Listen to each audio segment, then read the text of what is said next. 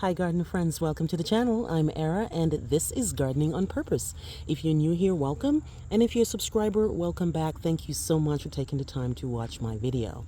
So today I wanted to kind of show you what's still blooming in my Zone 7B Southeast United States garden here in the very last week of October 2023. The very first one I want to show you is a perennial hibiscus. This guy here is an absolute beauty. I got this at Home Depot, I think, and I think it's called Swirl or some vanilla swirl or something, or bubblegum swirl or something.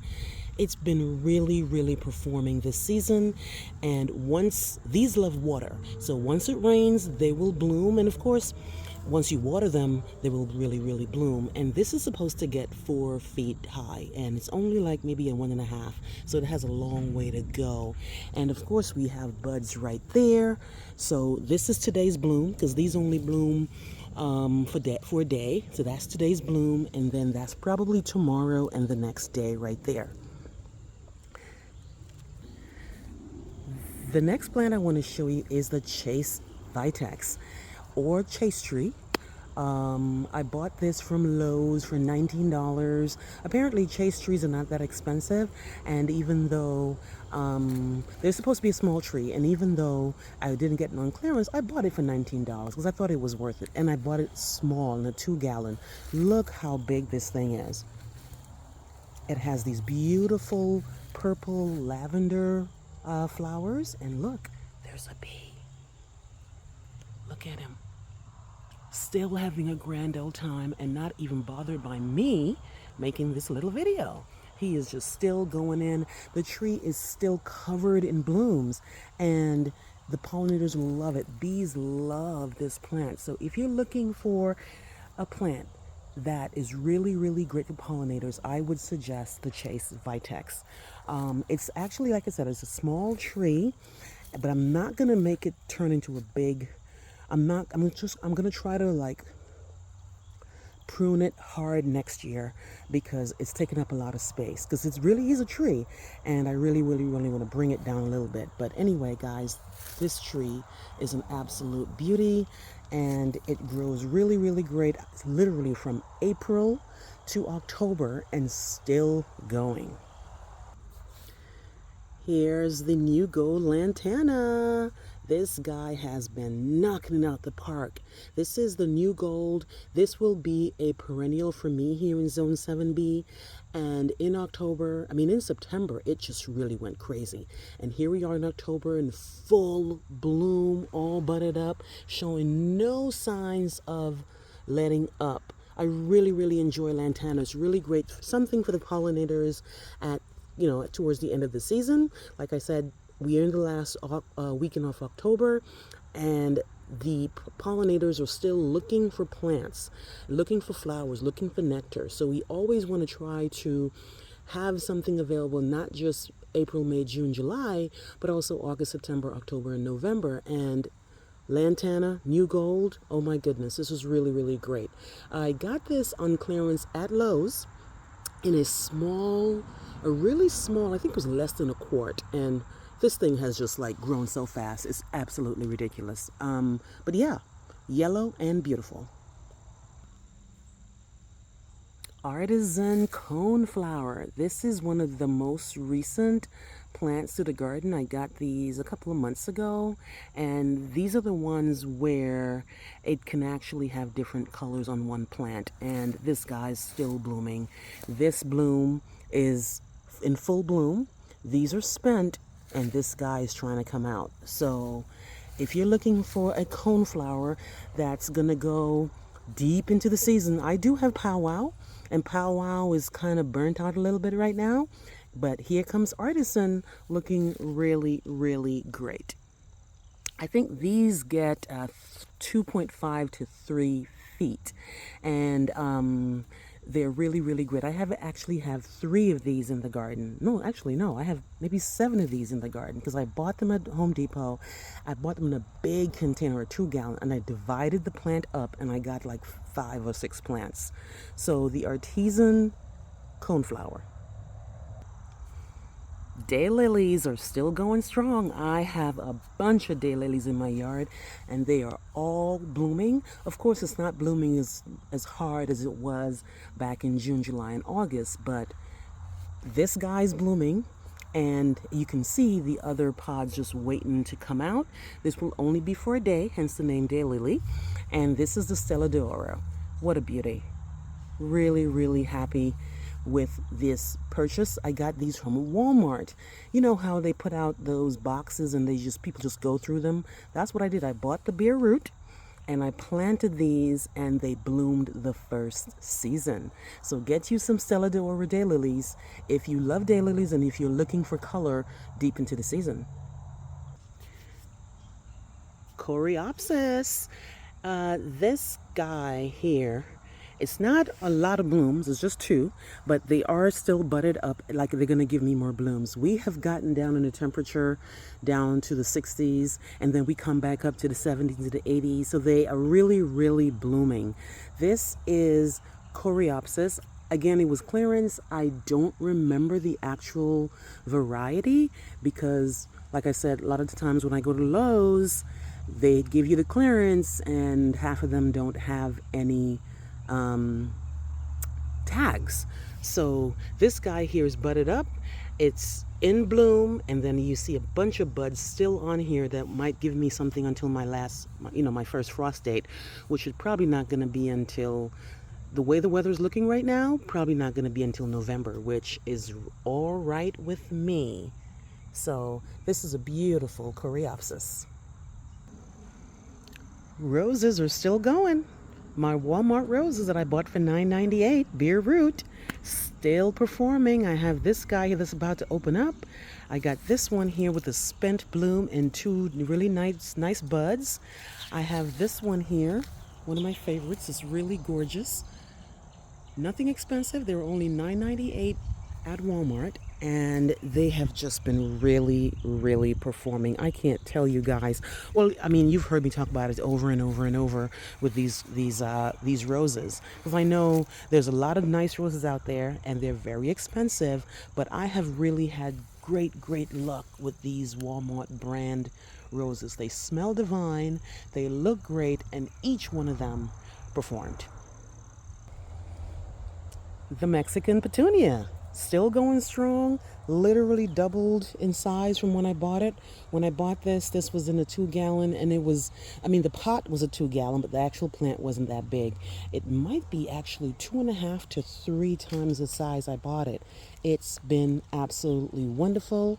It's budded up, and it has spent blooms, and it has open blooms right now. The pollinators love this plant.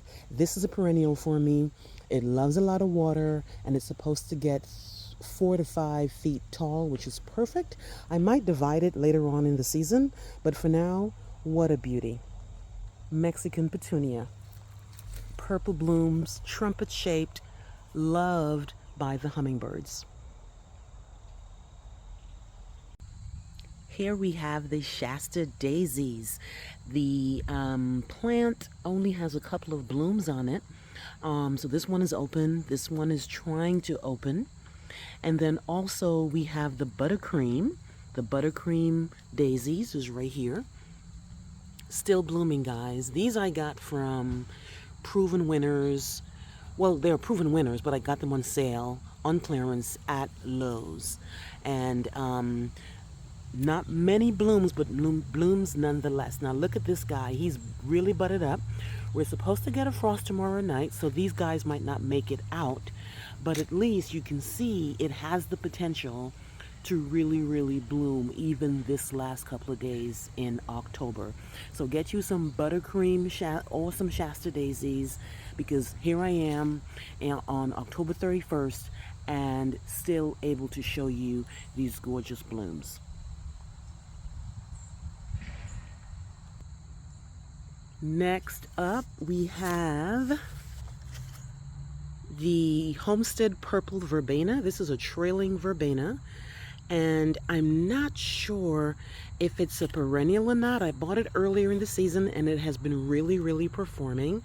It blooms summer and fall, and I had bought this in a 2-quart container, and it's supposed to be hardy to 0.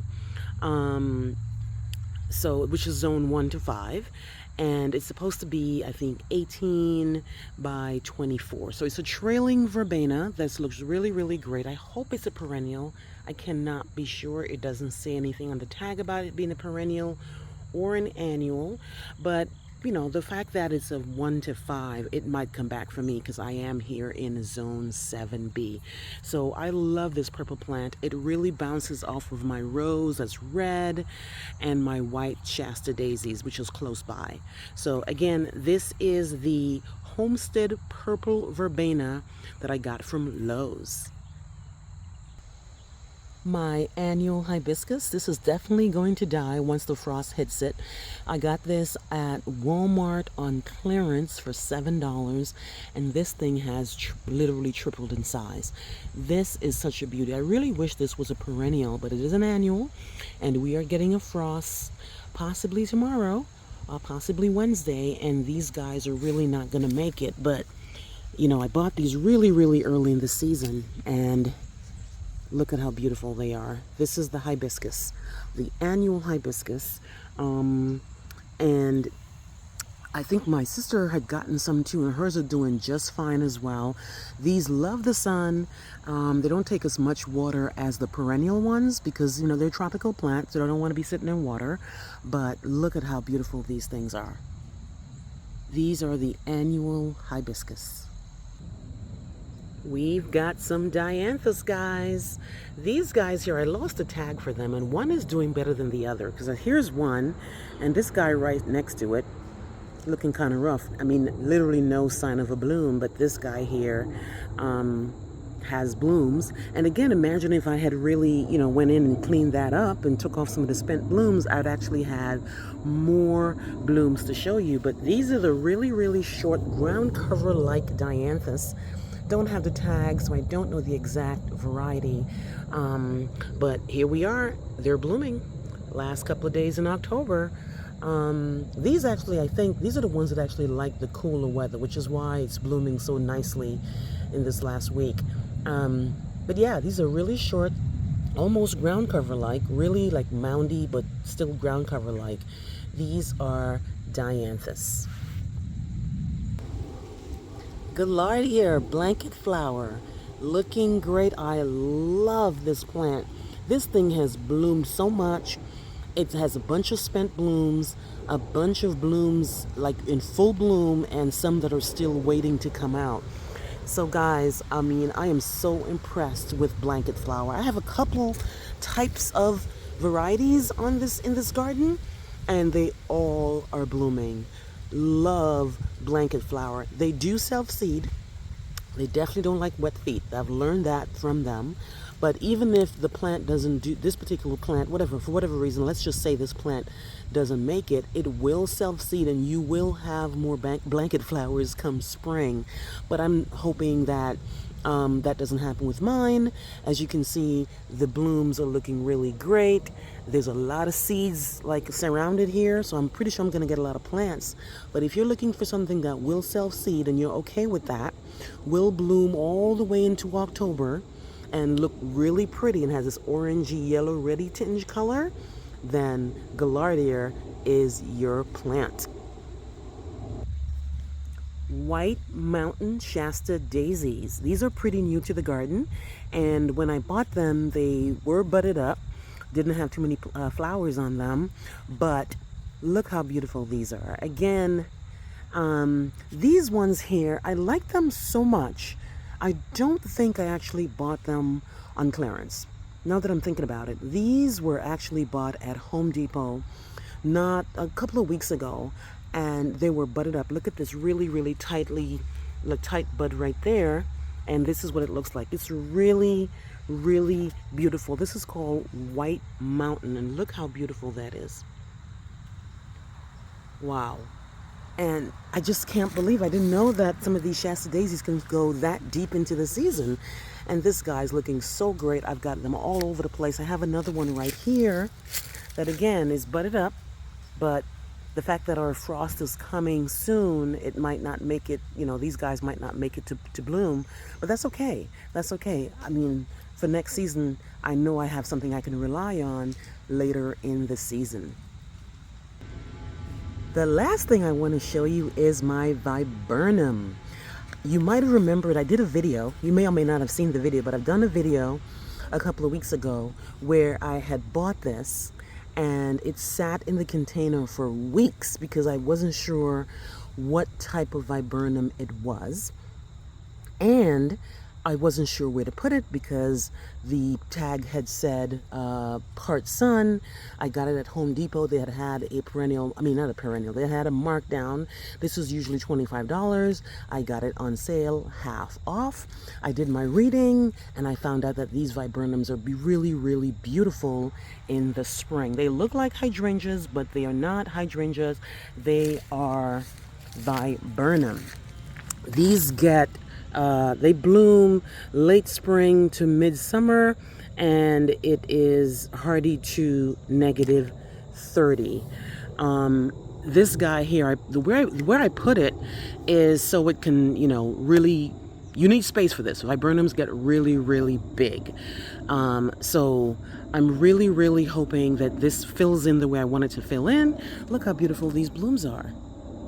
Now, when I bought it, it did have one bloom, and that got spent. That's where that was, right there.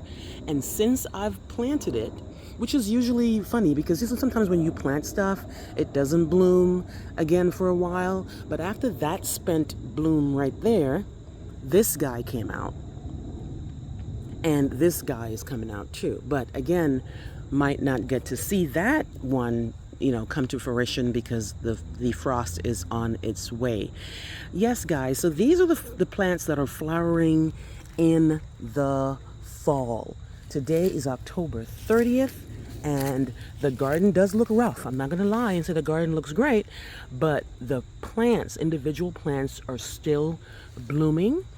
And let me give you a shot of the garden there. Let me know what you think, guys. Let me know what's still blooming in your area. Again, I'm in 7B in the Southeast United States. Please like, please share, please subscribe. Please remember to tell somebody about the channel. And remember to hit the notification bell to be alerted on my videos. Thank you, guys. Have a great day. Bye-bye.